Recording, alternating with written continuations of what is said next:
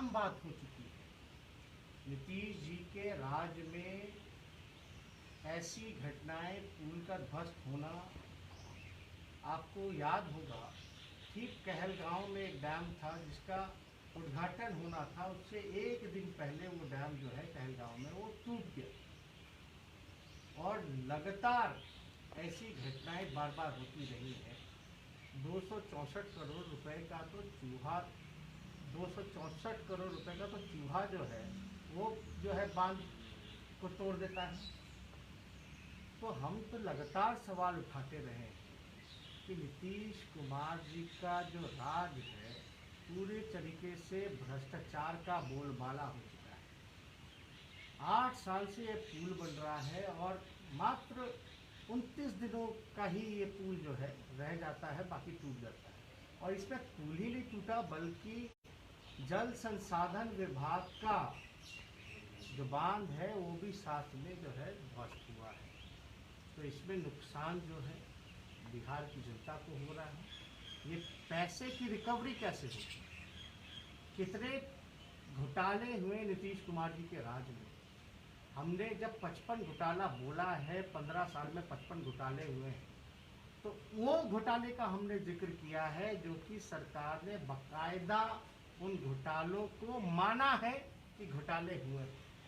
चाहे शौचालय घोटाला हो, सृजन घोटाला हो, सात निश्चय घोटाला हो, धान घोटाला हो, बियाडा घोटाला हो, बड़े बड़े ऐसे जितने घोटाले लगभग 15 साल में नीतीश कुमार जी ने 55 घोटाले किए। और अगर आरसीपी टैक्स देकर के ट्रांसफर पोस्टिंग होगा तो इस तरह की घटनाएं होती रहेंगी। इस पुल में जो सुनने को आ रहा है, हालांकि ये जांच का विषय है कि ये टूटा क्यों, लेकिन इसमें ये कहा जा रहा है कि प्रोटेक्शन जो पिचिंग काम जो होना चाहिए था वो इसमें नहीं किया गया। क्या मुख्यमंत्री अपनी वाहवाही लेने के लिए समय से पहले जबरदस्ती जो है इस पुल का उद्घाटन करा पाए, बल्कि ये पुल तैयार नहीं हो पाया। अब 8 साल लग रहे हैं पुल को तैयार करने में, उसमें भी ठीक से पुल तैयार नहीं हो रहा। अब ठीक चुनाव से पहले माननीय मुख्यमंत्री जी को केवल उद्घाटन करना है, इसलिए ये पुल को जो है तैयार किया गया। वो तो भगवान का शुक्र है कि इसमें कोई बड़ी घटना नहीं हुई, आवागमन जो है वो चालू हो गई थी क्योंकि पुल का उद्घाटन हो गया। इस हादसे में अगर गाड़ी वगैरह जो है गिर जाती, जान माल का नुकसान होता, तो इसका दोषी कौन है?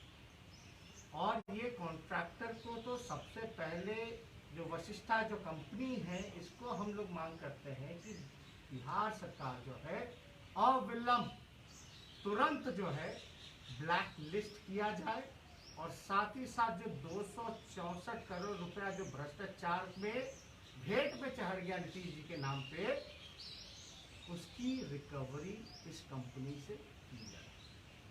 अब ये तो 8 साल लग गया पुल बनने में, अब जो टूटा ठीक 29 दिन में ही, तो अब कब तक ये तैयार हो पाएगा इसकी कोई गारंटी नहीं है।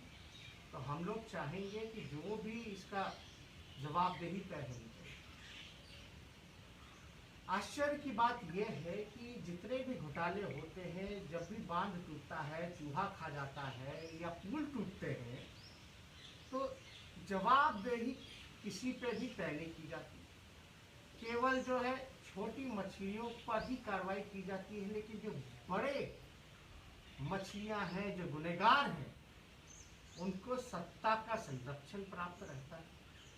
और इस वजह से ऐसी घटनाएं जो है लगातार होती रहेंगी। अब ये तो एक ट्रेडिशन बन गया है, एक ट्रेंड हो गया है कि भाई नीतीश जी के राज में इस प्रकार का काम होगा। बांध बनेगा तो वो भी टूट जाएगा उद्घाटन से पहले, पुल बनेगा तो वो भी कुछ दिनों में टूट जाएगा।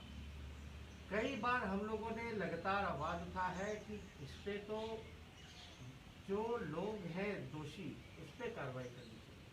अब ये जांच का विषय है, लेकिन जांच होता भी है तो लटका रहता है। ऐसे कितने मामले हैं, जांच जो है इस पे कोई कार्रवाई नहीं की जाती और उसको लटका दिया जाता है। इससे होता क्या है कि जो लोग भ्रष्टाचारी हैं उनका मनोबल जो है वो नीचा होता है। और लगातार जो है बिहार में भ्रष्टाचार ही भ्रष्टाचार हो रहा है। हम लोग तो विपक्ष के नाते लगातार सवाल पूछते हैं, लेकिन क्या मुख्यमंत्री को भले ही क्वारंटाइन, मेरा सवाल है मुख्यमंत्री जी से, ये 55 घोटाले हुए 15 साल में, बांध टूट गया, आपने उद्घाटन किया, आप कहते हैं विकास की गंगा बहा दी, ऐसा लग रहा है पूरे बिहार में विनाश का गंगा बह रहा है।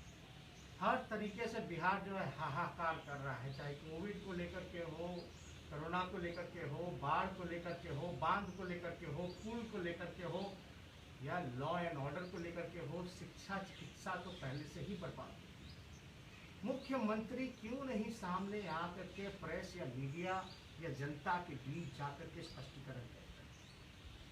बड़ी अच्छी बात है मुख्यमंत्री जी जो है नेगेटिव आए हैं, लेकिन हम तो चाहेंगे कि मुख्यमंत्री जी वीडियो कॉन्फ्रेंसिंग के माध्यम से प्रेस को संबोधित कर करके इसकी बात बताएं कि कोविड को आप कैसे हैंडल कीजिएगा, जो महामारी फैलती जा रही है। और ये बांध जो इरिगेशन डिपार्टमेंट का साथ में ये 70 घाट जो पुल टूटा, इसका दोषी कौन है, गुनाहगार कौन है? हम तो चाहेंगे मुख्यमंत्री अगर वीडियो कॉन्फ्रेंसिंग नहीं कर सकते तो कम से कम वीडियो ही बना करके जो है लोगों के सामने रखें, लेकिन इस पर चर्चा होनी चाहिए, क्योंकि जनता ने इनको मैंडेट दिया था, महागठबंधन को दिया था। वो अलग बात है कि चोर दरवाजे से वो चले गए, लेकिन अभी वो मुख्यमंत्री हैं, जवाबदेही उनकी बनती है और उनको स्पष्ट करना चाहिए, जवाब देना चाहिए। बिहार के 12-13 करोड़ जो जनता है उनको सामने आकर के मुख्यमंत्री को जवाब देना चाहिए। मेरा दूसरी बात यह है कि बिहार में लगभग 15 सालों में 16,000 बलात्कार, लगभग 16,000 बलात्कार के मामले सामने आए। ये नीतीश जी कहते हैं यहाँ सुशासन का राज है, ना किसी को बचाते हैं ना किसी को फंसाते हैं। बहुत शर्मिंदगी के साथ हमको ये कहना पड़ रहा है, माथा झुक जाता है कि ये बार बार लॉकडाउन के समय ही अस्पताल सुरक्षित नहीं है। गया में जिसकी नई शादी हुई थी, जो आइसोलेशन वार्ड में जो भर्ती थी कोरोना को लेकर के, उस महिला के साथ जो है गैंगरेप किया गया।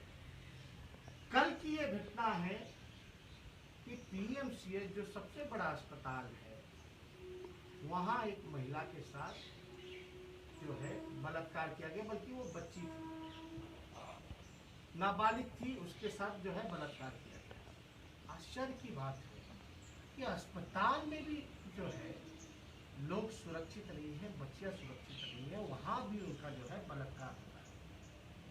हमने बोला कि 15 साल में लगभग 16,000 बलात्कार हुए हैं, और दूसरी बात 2019 में ही केवल जो है लगभग आपका जो लगभग 1900 के आसपास बलात्कार के मामले सामने आए।